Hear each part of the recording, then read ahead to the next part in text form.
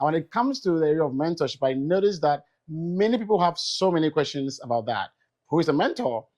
There are four major things that a mentor can actually lean on to be able to help a mentee.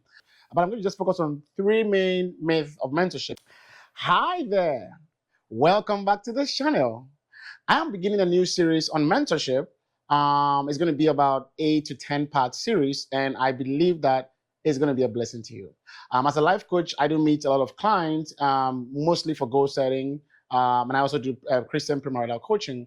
And in my goal setting coaching experience so far, I've realized that because my framework takes a holistic approach, I challenge people to think about every area of their lives. And when it comes to the area of mentorship, I noticed that many people have so many questions about that. Who is a mentor?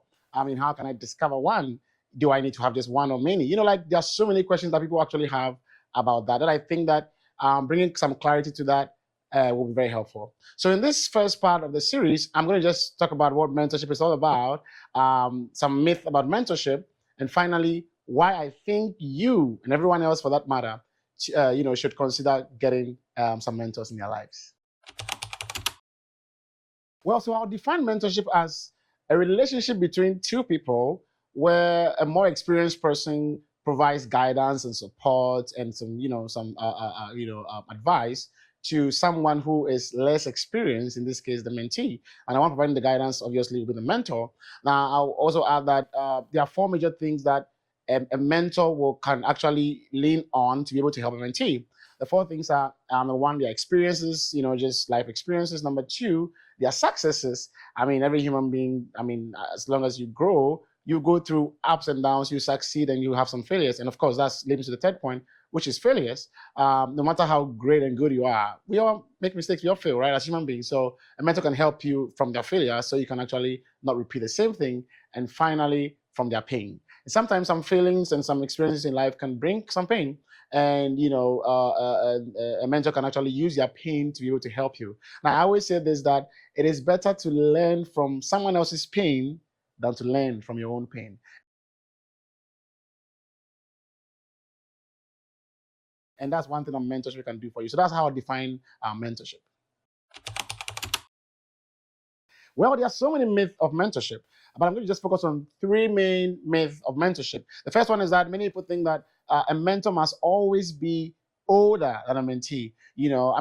Generally speaking, yes. Definitely, if you want to learn from someone who has more experience than you, typically they should be older than you, but it's not always the case. When I think of like Moses and how God used him to lead the Israelites, I doubt if everybody that he was leading were younger than him. Yet he was the one who was leading them. And we even saw in the example where Jethro came to give him an advice on how he can lead the people to help them deal with their issues. When he says, hey, you can't handle the whole issue by yourself, and that alone lets you know that everybody was coming to him, including younger people, older people. So it's not always the case that a mentor must necessarily be older than the mentee. And the second myth that I've discovered is that people think that you must have just one mentor. Like your whole life, you're looking for this particular mentor that was made for you, and you must find that mentor. And once you find that mentor, you stick to that mentor. It's not the case. When you look through scripture, we see that, the scripture seems to teach something else. Now, Proverbs 11:14 talks about how, in the multitude of counselors, there's safety. I believe it's also repeated in Proverbs 15:22, right? So just from that scripture alone, you know that it's not necessarily the wisest decision to say, well, I just want one mentor in my life. Now, there's nothing wrong if you decide to just look for one mentor, you have just one mentor in your life, and you want to just submit to the person to learn from the person. But it's not necessarily the wisest decision. So it's a myth. Now, the third myth that I find that is very common is that people think that the mentor must be the one to find or to look for the mentee. Right. And so you find a lot of people who probably will say, well, I'm looking for a mentor. And I usually ask people, well, how do you intend to look for a mentor? Well, I'm just going to ask the person, hey, do you want to be my mentor? Or do you think I can be your mentee? I don't think it's the right approach. And I'm going to teach you, as we're going through the series, a better approach that can help you to get a lot of mentors, which I've used for many years now. And I've been blessed by so many mentors who have been a blessing to me. Now, when I look at 1 Peter chapter 5, verse 2 to 5, Peter gives some instructions to the elders concerning how they should shepherd the flock and, technically speaking, how they should mentor the people that God has blessed them with. But when you go to verse 5, it talks about, it gives an instruction to the mentees or to the sheep in this the flock in this context. And he says something like, and to you, right, the flock, be submissive, be humble. In other words, you need humility. You need to submit to somebody. Now, so all I'm just saying is that a mentor doesn't necessarily have to be the one finding you, but you need that level of submission and humility to be able to be mentored by someone. You can always go look for mentors, and you can always connect to people who you believe can help you to grow in whatever area of your life.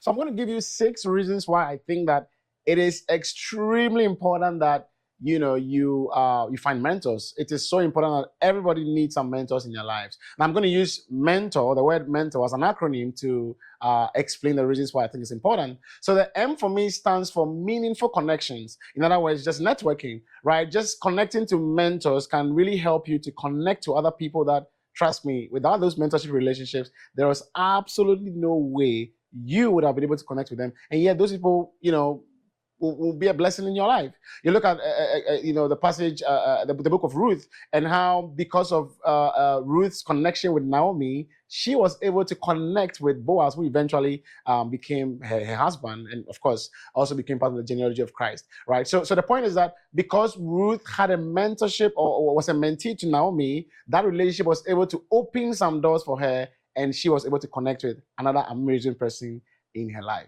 Now, E for me stands for external perspective.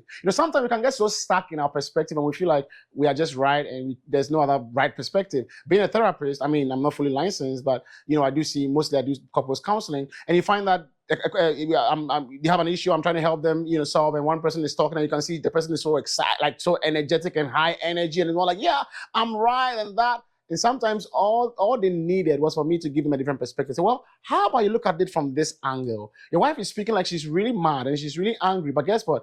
I hear somebody who is really hurting, somebody who is really yearning to get closer to you. And just that reframe alone, most of the time, actually helps the other spouse to see things from a different perspective. And sometimes just going deeper and just say, hey, well, maybe there's some trauma that this person is experiencing, and that is why their behavior seems like, they are not excited or something like that. So just perspective is important. Earlier when I talked about Moses and Jethro, when Moses was trying to solve all the problems by himself, Jethro, that was Moses' father-in-law, came and said, well, look, what you're doing is not wise, okay? You will die.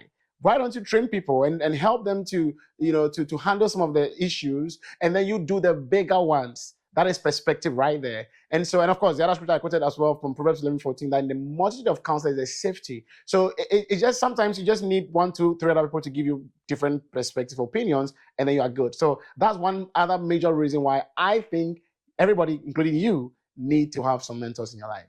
N for me stands for nothing new under the sun. Ecclesiastes chapter 1 verse 9 talks about that, right? That what has been will be again, what has been done will be done again. There is absolutely nothing new under the sun. Now, life is so interesting, right? But, of course, we all have our individual lives to live and we all have different paths in life. But generally speaking, most of the things that we experience in life are not new. You definitely find people that have gone through that. Having mentors in your life can guide you. When I was about to get married, a lot of mentors that I connected with were really helpful and will tell me, hey, man, I remember one of the things that I learned from one of my mentors. My wife and I, had connected a couple of people. And one of the things that I'll never forget was that he says that a great marriage is not between 2 great lovers, but between 2 great forgivers. Oh man, that was a light bulb moment for me. Absolutely. Now, being married now, I can see clearly why that mentor of ours told us that. And it's been so helpful to us, right? So there are a lot of things that, you experience that you just by getting some guidance, you'll be able to be better equipped to approach it from a better perspective than if you do not have anybody in your life. So that's the third thing, because, most of the things you experience is kind of like not new. It's just wise to get mentors in your life. The fourth reason, representing the letter T, for me stands for teaching moment. I remember when my wife and I, were preparing to get married, we had some counselors that took us through the process. I remember one time, as we were having a session, I don't remember what happened, but it was a little issue that we had that, they were helping us to solve. And, as we were just sharing our perspectives, I remember they told us about how, I'd love that analogy so much, like having a banana, right? And when you have a banana, what are you looking for? You don't need the peels. You need the real fruit, like one the banana, right? But the banana is surrounded by the peels. So what do? You peel off the peels, and then you can now get to enjoy the banana. And he was just saying that in the context of, when your spouse or your partner is saying something and you feel like you are just focusing on the content, and that's how we kind of say it. I do it to my clients in counseling. It's not about the content, it's about the process, it's about the person's emotional experience and what they are trying to communicate to you, the message. So don't, instead of just focus on saying, well, I did not say this, or maybe, well, you are not saying it well. Yeah, I'm not saying forget about that, but the point is, focus on the most important message the person is trying to carry across to you. And that was a wonderful teaching moment. I mean, John C. Maxwell has been one of my distant mentors, and I'll talk about types of mentors in the next video. And I've read a lot of his books, watched a lot of his videos. I still have his podcast. I listen to it a lot. And one of the teaching moments I had from reading one of his books, I think he has written this experience in multiple of his books. He talks about how he got to a point where he almost had a heart attack before he took his health very seriously, working out and all of that. And that was like, oh my goodness, this is a great teaching moment for me. Just the person I admire, and the person, like you need to take your health seriously. Basically, that was a message for me. That was a teaching moment. But guess what? I wouldn't have been able to learn these that I've shared and many other lessons I've learned from mentorship relationships if I didn't have any mentors. So that's one reason why you need to get mentors in your life. The fifth reason why I think that, pursuing mentorship relationships are so important is, of course, the letter O stands for opportunities. Mentors will open some doors for you that you probably would never have been able to open by yourself. You look in scripture and look at the book of Esther and how Esther was able to go to the palace because of Mordecai, who was more like a mentor figure in her life. In Acts chapter 9, you see when, Paul was being introduced to the apostles and people were doubting whether he was really genuine or not. And Barnabas had to introduce him and just vouch for him and say, hey man, I can vouch for this guy. I can tell you he's really a changed man. God has called him and God is going to use him together with all of us to reach out with the gospel to the world. That's so important. Recently I met one of my mentors for a session, as I typically would do from time to time. And I needed to, get some schoolwork done. And I needed to meet certain people that, trust me, when I look in my sphere of, relationships, I'll really struggle to get such people. And just by talking to this man, I was like, hey, I have this assignment to do for my class. And I'm just wondering, do you know anybody in this area who, like, give me the criteria? Oh yeah, I know about 3 or 4 people. Guess what? Within a few seconds, I already had a contact and I was able to meet those people and I was able to fulfill my requirements for school. So guess what? It's simply because I was connected to a mentor who linked me to that. Usually when I meet mentors, and I'm going to talk more about that when we go forward in the series, but I can just state here for now that one of the questions I usually ask my mentors is, who do you know that you think I should know? And guess what? The kind of people that I've met simply because of this question, it's been amazing. So this is one reason why I think you need to consider, if you don't already have, mentorship relationships. The last reason why I think that seeking mentorship relationship is so important, of course, the letter R, is because it is reinforced in scripture. Throughout scripture, we see that dynamic of, mentorship relationships. I mean, I always say that everybody must have 3 levels of relationships. And in my coaching framework, I encourage my clients to do that.